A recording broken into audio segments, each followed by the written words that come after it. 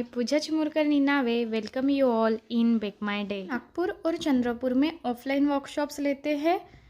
20+ cooking courses available है उसमें। उसके साथ ही हम लोग लाइव सेशंस भी प्रोवाइड करते हैं। लाइव सेशंस में शरबत premix, gravy premix, chocolate, pizza, tea time cake, basic to advance cake, fondant making, fondant cakes, ऐसे बहुत सारे क्लासेस हमारे इंक्लूड्स होते हैं। हर मंथ में 2 to 3 लाइव सेशंस हम लोग प्लान करते हैं हमेशा। उसके अपडेट्स भी आपको हमारे फेसबुक ग्रुप पे मिलते रहेंगे।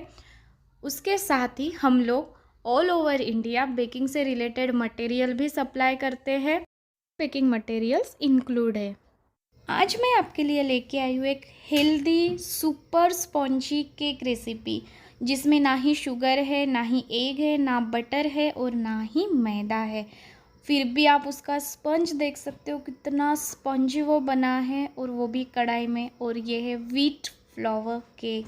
केक का टेक्सचर देख सकते हैं, कलर देख सकते हैं, दोनों एकदम परफेक्ट आए हैं। और ये केक सिर्फ गेहूं के आटे से बना है।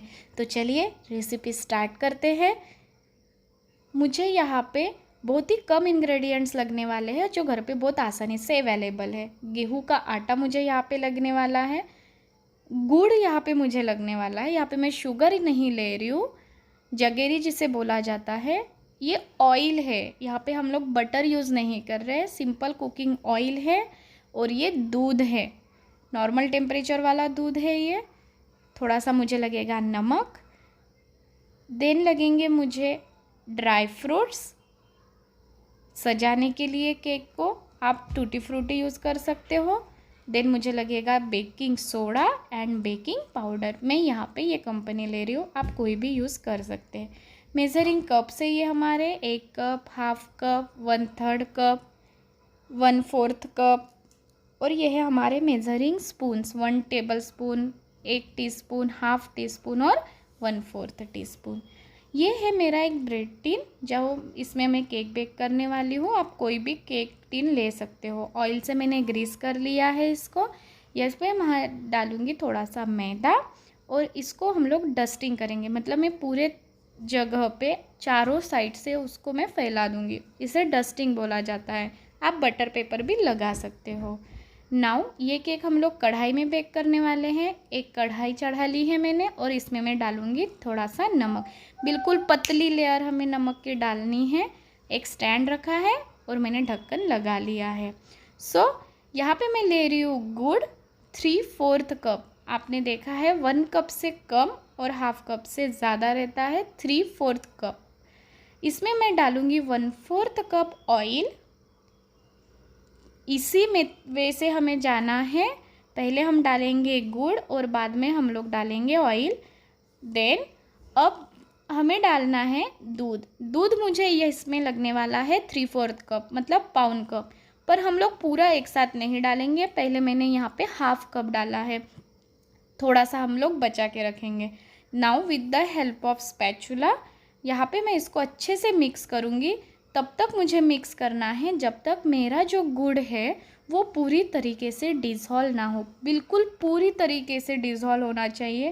उसके थोड़े से भी लम्प्स हमें बिल्कुल भी नहीं चाहिए। देखिए मैं किस टाइप से कर रही हूँ, बिल्कुल पूरी तरीके से डिज़ोल्व, जस्ट लाइक दिस। देखिए बिल्कुल वो पानी में मिक्स हो चुका है और कलर भी आ चुका है। नाउ यहाँ पे मैं 1 टीस्पून डाल रही हूँ बेकिंग पाउडर, हाफ टीस्पून डाल रही हूँ बेकिंग सोडा, 1/4 टीस्पून डाल रही हूँ नमक।